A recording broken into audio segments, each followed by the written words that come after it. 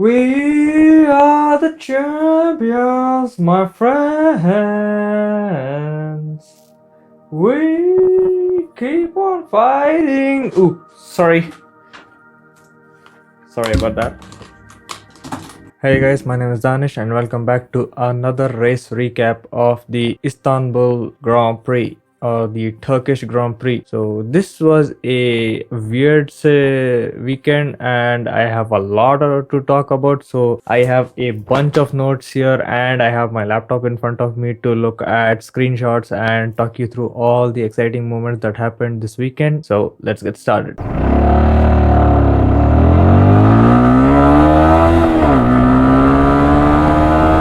So coming into this weekend, Lewis had to outscore Valtteri by 8 points to win the title championship, and it wasn't a good start. So the Intercity Istanbul Park track was just resurfaced a few days ago, right before the start of the F1 weekend. So the tarmac was completely smooth and still seeping out oil and bitumen onto the surface, so it was a really slippery situation, and this was more than apparent on the Friday's running, where in FP1 and FP2 people were just spinning left and right, and it was just hilarious to see all these experienced drivers like Kimi as well, who has a background in rallying as well, could not keep his car on the track. So it was really difficult for the drivers to understand the track or even put some rubber down, and there weren't any support races this weekend like the F2s of the F3s to go around the track and put down new rubber and create a racing line and an off line and stuff like that. So everything had to be done by F1 drivers, so people were struggling on all the three tire compounds in FP1 and FP2, and then disaster struck on Saturday morning where the rain came and washed out all the rubber, and track was also cleaned as well to remove as much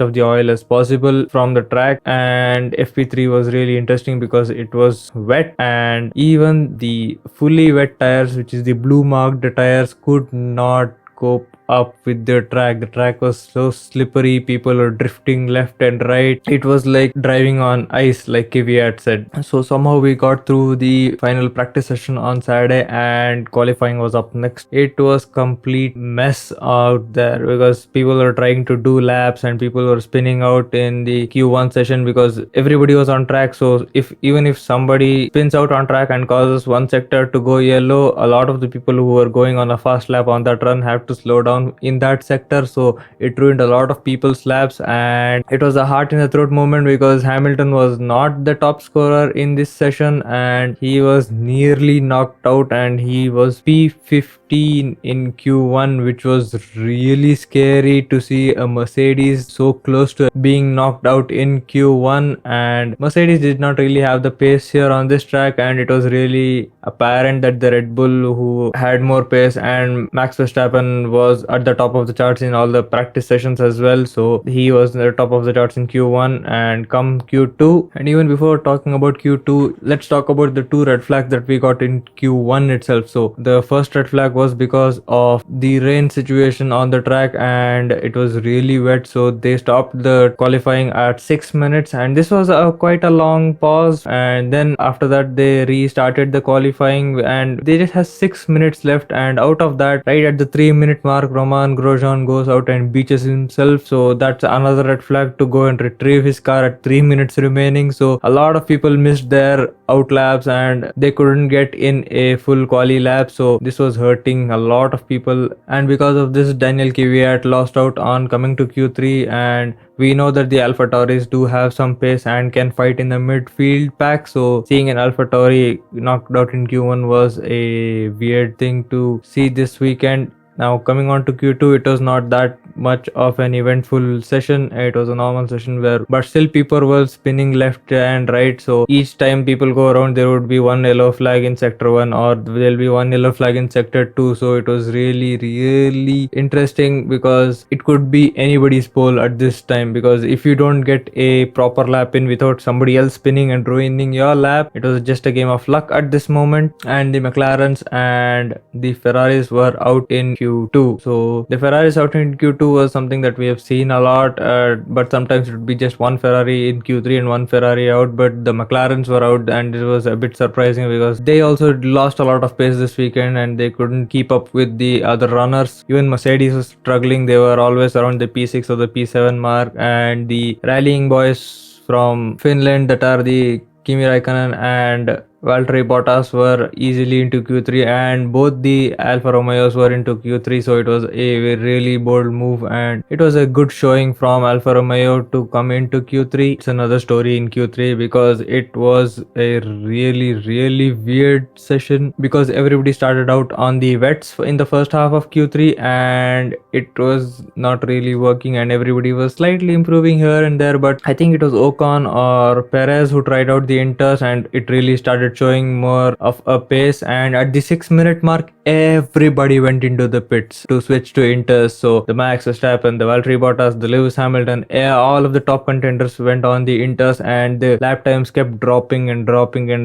but still the Mercedes were not in the front. So it was a fight between Max Verstappen, Alex Albon, Sergio Perez and Lance Stroll. So 2 Red Bulls and 2 Force Indias.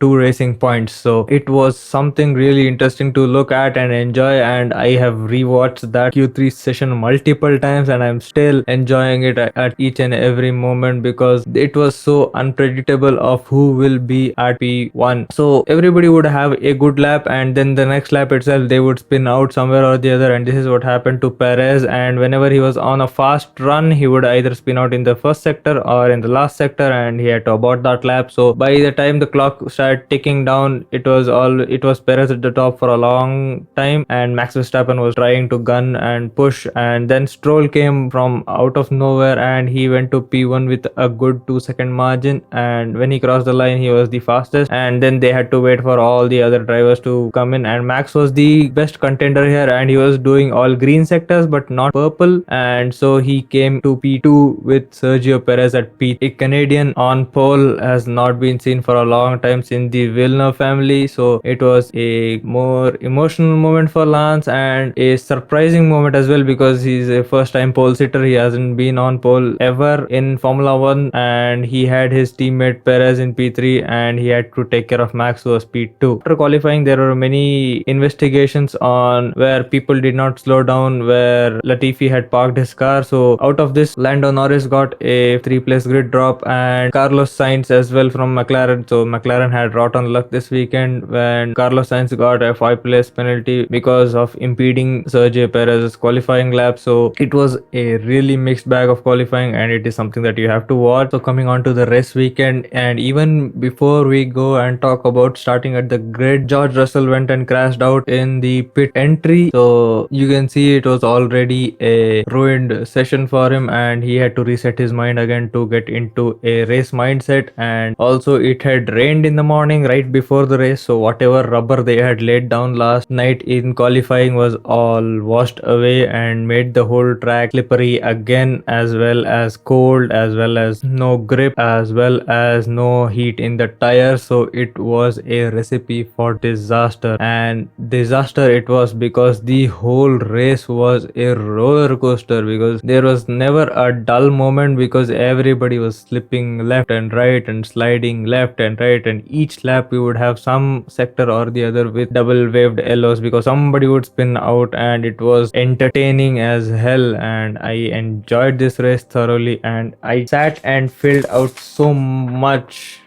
bullet points in the race and so much to talk about in this race that I have taken so many screenshots to remember each and every moment so vividly so I can recall it and talk to you guys about, so you can just go and enjoy this weekend. So let's get into the race, and in the start of the race it was Max Verstappen and Stroll in the front row. So the lights went out and Stroll had a good enough launch, but the moment Max put down the accelerator all he did was spin the rear tire tires, and the other drivers like the Renaults who started out in second gear to dull out a bit of the torque and give them more control had a better start, and they could jump Max Verstappen. And even Lewis, who was sixth, could come up a bit front. But once Max's tires started to, and the Red Bull really did have better tire heating, and it did not take too long for the tires to heat up for the Red Bulls. Then he started gunning and chasing everybody down, and here bad luck for Valtteri has begun. So at turn 1 on lap 1 itself, he got spun out, and this was because Ricardo and Ocon touched, and Valtteri had to go on the brake, so that just spun him out. So this is spin number 1 for Valtteri, and not the last spin he'll have this weekend. And there is his hope of for being at least P6 to continue this championship race was shattered right there. So his weekend was off to a bad start, but you can recover. He's in a Mercedes, but that's what we thought, but something else actually happened in the race. So in the first lap itself, Vettel, who was P11, was all the way up to P3 from the overtakes he did on lap 1, and also including good runners who did this were Carlos Sainz, who went up 6 places, Kevin Magnussen, who went 3 places, Kvyat went up 4 places, Gasly went up 6 places from the bottom 5 all the way to the top, and Ocon was the one who got spun out, so he went to the back of the grid. Valtteri was also the one who got spun out, so he also went to the back of the grid. And after that, it started to settle down a bit because everybody was just trying to put heat into their tires, but it was a very short spell of the calm before the storm. The first one to bite the bullet was Charles Leclerc, who pit on lap 7 for the intermediate tires, and he lucked out on the inters, and the inters started firing up, and the lap record started tumbling down, and this triggered a whole load of pit stops where Bottas pit on lap 8, Vettel pits on lap 9, Lewis pits on lap 9, and then everybody starts to pit. And Stroll, who was the leader, and he was really taking charge, and he was pushing through the lap, and each and every lap he was pushing and pushing and pushing and making a gap to Perez, who was in P2, and he nearly had a 5+ second lead by the time he pit on lap 10. So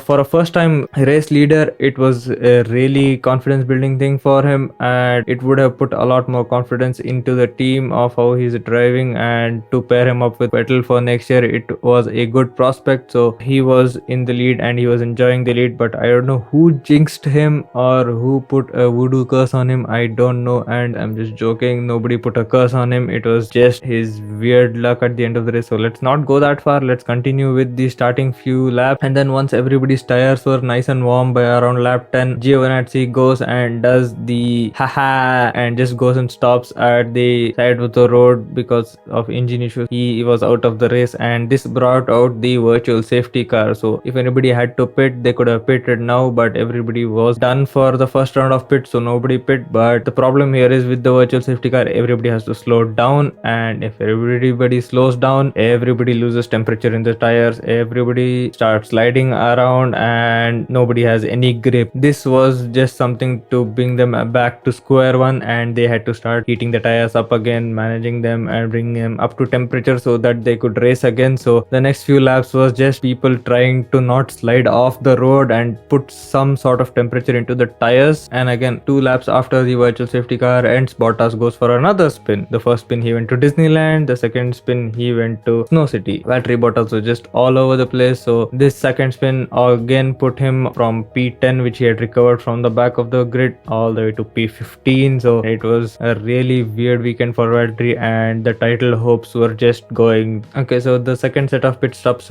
began at around lap 19 where Max pit, and this is where the races got interesting because Max pit, Vettel and Lewis started to push, and Lewis was stuck behind Vettel for a lot of the race, and it was probably frustrating for Lewis to be stuck behind him, but Lewis bided his time and just waited. And if you wanted to know the conditions of the road, this was directly out of the mouth of Ted, who said old Slippy McSlipface was the condition of the track, which made me laugh out loud, and I really had to write this down so I could say this to you guys. After that, it was again people were catching up and down, and people would hold their tires and save them for a while, then start pushing for a while, then they would overheat and they have to slow down again, or they had to find wet patches on the track to cool down the tire. So it was a lot of moving about, a lot of people slipping here and there, and there was never a dull lap here because somebody or the other would spin out or go out of bounds, and there would be a yellow flag in one sector or the other. I don't think we have had at least even half the laps in this race under green conditions because somebody or the other would be out and spinning, and all of this time there was no DRS enabled for the race. So the DRS was enabled only at lap 30, so half distance into the race was when the race director thought that it would be safe enough to enable DRS so these cars can go faster. Now after DRS was enabled was the interesting part. So here again at lap 31, Leclerc was the first one to bite the bullet and go for the second pit stop and switch to intermediates, and after that Vettel pitted as well. So this left, it was just going to be that once Perez and Lewis pit, they would all go back into the proper order as they were, but that didn't happen. This was where Stroll's race went from the best race that he was having ever to something that would leave a bad taste in his mouth. And the moment he finished his second pit stop, his tires really started giving him problems and they were graining on him, and once the tires started graining, they would lose a lot of grip and he started dropping pace and people started overtaking him, and in a few laps he was already down to P6 or P8, so he was nowhere near the lead of the race, and it was just Perez and Hamilton just going at it, and Hamilton started to find a groove now and he overtook Perez on lap 37 for P1. So you can imagine Lewis was in P6, Valtteri was in P9. They really did not have the race pace compared to the other drivers, but somehow Lewis got to P1 and Valtteri was stuck in P13. So you can see who is the better driver of the two, but also you can see the type of tire management that Lewis did and eking out each and every gram of performance that he could from the tires that he had. It was something beautiful to see, and once he was in the lead, he just vanished. He started pulling ahead of Perez and he started to build a huge gap, and he was already 5+ seconds ahead of him in just like a couple of laps. So Perez was really struggling on his tires as well, but Lewis and Perez had not pit for the second time, and so Lewis was just extending and extending this, and we were already all the way to lap 40. Here is where Max, who was in P2 and was probably the one who should have won this race, was starting to drop, and Leclerc overtook him, then Vettel overtook him, and it was just Max and Albon sitting in P5 and P6 and nowhere near the podium positions, and it started to get interesting now. So Lewis was P1 and he was on old tires. Perez was P2 who was on old tires. Vettel and Leclerc were on fresh tires. So it was looking to be a battle that would happen in the last few laps where Lewis and Perez's tires would just go and they would spin somewhere, and Vettel and Leclerc would be there waiting and ready to jump for the podium positions. And this is Ferrari we are talking about. So they were knocked out in Q2, so they were not even in the top 10, and here they are fighting for the podium positions and even a possibility of a win. So it was starting to heat up here, and it was a bit anticlimactic because Lewis just started pulling ahead, and on lap 46 Lewis lapped Valtteri. So this is like the reminiscent times where Lewis once lapped Nico in 2014 to win the championship right there as well. So Valtteri being lapped by Lewis was just Lewis saying, "Your lap, this championship is done, go home Valtteri." So that is the level that Lewis was racing at, and he already had an 18-second gap to Perez, who was in P2. So the pit window here was around 20 seconds, so he was just 2 seconds shy, which he could make up in a few more laps and he could pit safely. So that was a plan originally. So this was where Leclerc and Vettel started to hunt down Perez, and Perez was starting to lose performance, and Leclerc was P3 and ahead of Vettel and started trying to push and push and push, and by lap 52 Lewis was on 46th lap old intermediate, so he had pit on lap 11, so these were nearly dead, so he was still lapping faster than a lot of the people on the track. And so by lap 50 we understood that Lewis and Perez were not going to pit, and they were extending their stint as far as they could try. And even Lewis asked on the radio if there was any risk of these tires blowing out, which was something he was thinking about, and he did not want another Silverstone to happen this time. So the team assured him that there were no blowouts because Valtteri had done a similar number of laps on the tires and there was no issue there. So that put a bit more confidence in Lewis, so he could push a bit more, and in just a couple of more laps he had around 22 seconds of a gap to Perez, so he could safely pit and retain the lead of the race. But here is the kicker: the crew wanted him to pit, but Lewis said, I don't want to pit because the pit entry is so slippery that I might just go into the barriers and lose the race, so I rather not even risk that, and I'll just go and win this race. And while this is happening, Perez was really sliding about, and Vettel and Leclerc was really behind him, and Leclerc tried to do a lunge on Sainz and he got in front of Sainz in turn 8, but Sainz did the overcut and was right next to him and then pushed Leclerc onto the dirty side of the track, so Leclerc slowed down and Perez regained P2, and Vettel, who was right behind them, saw this opportunity that he's over there in the side and he's really slow and spinning his tires. Then Vettel just went through into the last corner and tried to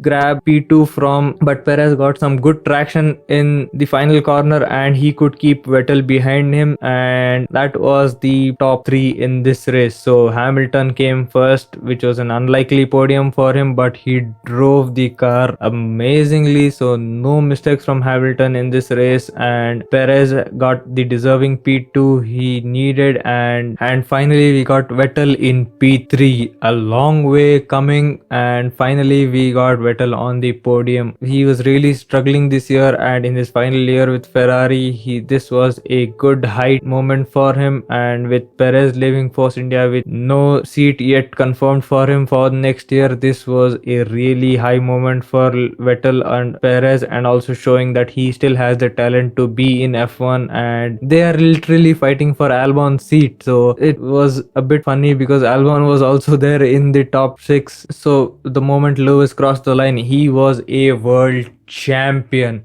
He didn't have to come P1 this race, and he didn't go into the race thinking that P6 is enough for me. He went into this race thinking, I have to put everything I must into this race weekend, and he did exactly that, and he came P1, equaling Michael Schumacher's 7 title championship. He is a 7-time champion, and Vettel was right there, who respects Lewis, and they both have a good camaraderie, and congratulated Lewis and is always happy to support Lewis whenever he wins a championship, because we saw this in Brazil a couple of years ago, and he's always happy to see Lewis get accomplishments like this. And by God, this was one of the best races that Hamilton put up. Something like other wet races that he has done, this was probably in the top few races that he would really enjoy. And in the end of the race, you could just see the cars that have been filthy, so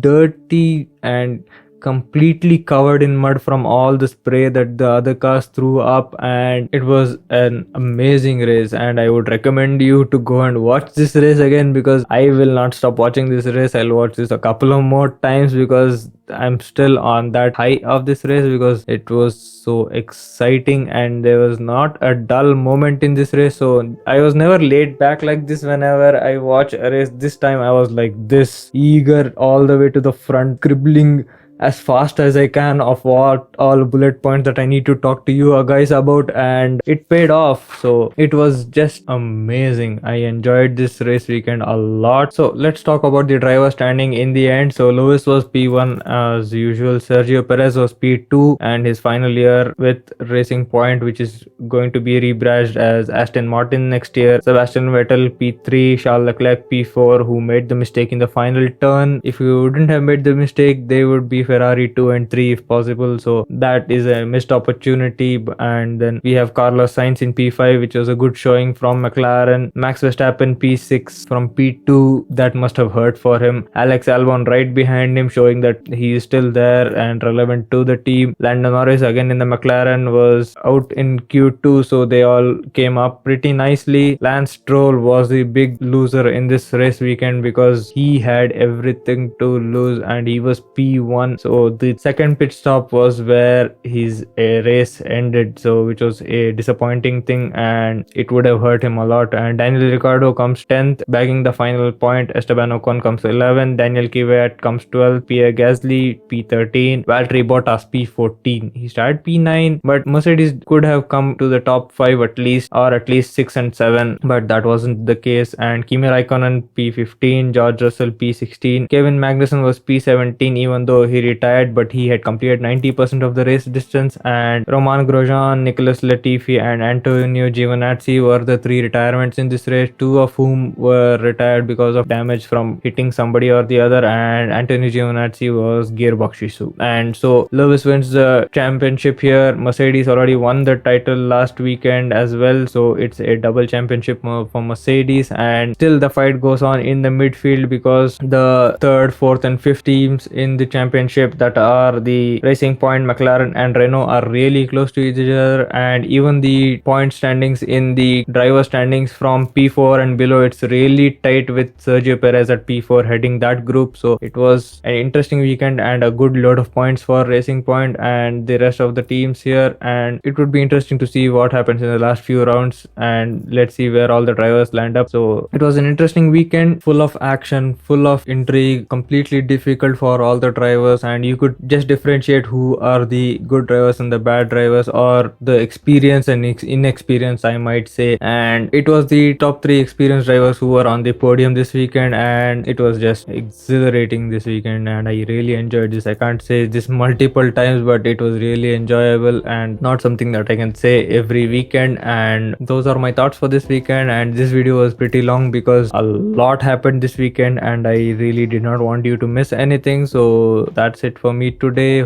If you like this video, give this video a like, comment below if I missed any moment, and get subscribed to my channel for more of my content, and follow me on my social media channels. Stay home, stay safe. I'm gonna see you guys in the next one. Peace.